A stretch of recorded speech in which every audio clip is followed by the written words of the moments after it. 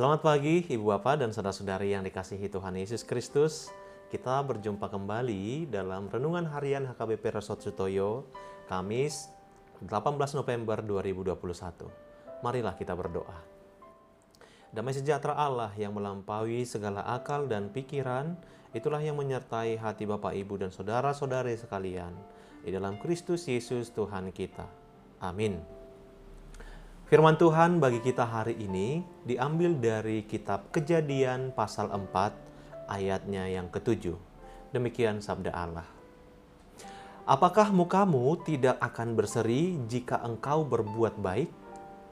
Tetapi jika engkau tidak berbuat baik, dosa sudah mengintip di depan pintu. Ia sangat menggoda engkau, tetapi engkau harus berkuasa atasnya. Demikian firman Tuhan. Jagalah hatimu dengan selalu mendengar suara Roh Kudus. Ibu Bapak dan saudara-saudari yang dikasihi Tuhan Yesus Kristus, diceritakan dalam sebuah buku renungan, seorang anak bertanya kepada kakeknya. Pertanyaannya begini, "Kek, mengapa dua orang yang bertengkar mengeluarkan suara yang kuat, kata-kata kasar, dan berteriak, padahal mereka berdekatan?" Lalu kemudian kakeknya menjawab, "Orang yang sedang marah walaupun berdekatan, tetapi hati mereka jauh. Karena itu mereka bersuara keras dan berteriak kencang. Tetapi jika ada cinta, hati dekat satu dengan yang lain, maka mereka tidak akan saling berteriak. Karena dengan bisikan saja mereka mampu dapat saling mengerti.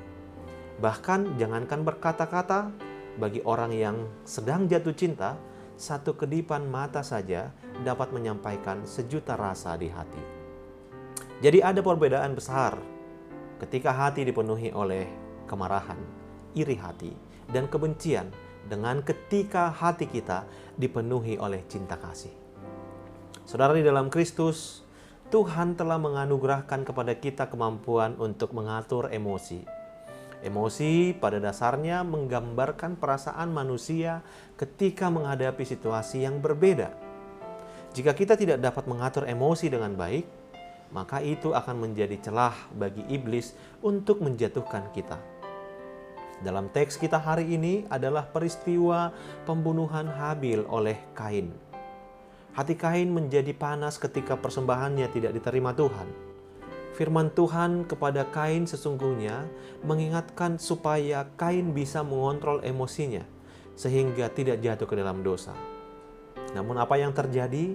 Ternyata Kain mengabaikan firman Tuhan dan lebih menuruti emosinya. Ia tidak lagi berpikir secara jernih karena dosa sudah menutupi pintu hatinya sehingga ia tidak mampu mengendalikan diri.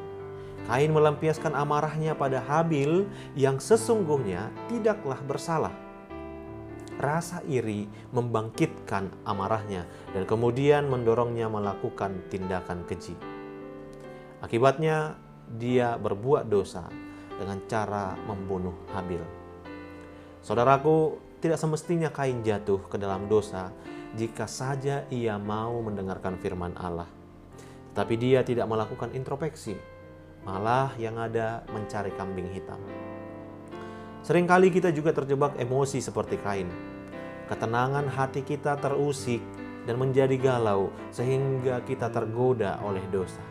Oleh karena itulah kita harus mengingat kembali siapa kita. Kita adalah pengikut Kristus. Sebagai pengikut Kristus, hidup harus selalu dipimpin oleh Roh Kudus. Itu adalah cara efektif untuk mampu mengatur emosi dengan baik. Sebab ketika hidup kita dipimpin oleh Roh Kudus, maka kita akan menghasilkan buah Roh Kudus yang salah satunya adalah penguasaan diri. Dengan penguasaan diri, kita sanggup mengatur emosi kita.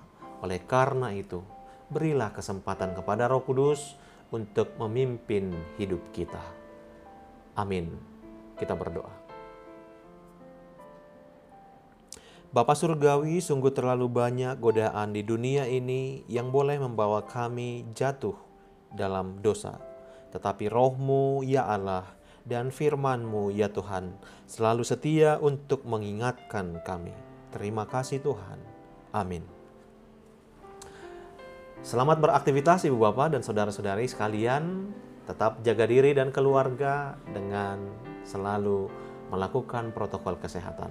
Tuhan Yesus memberkati.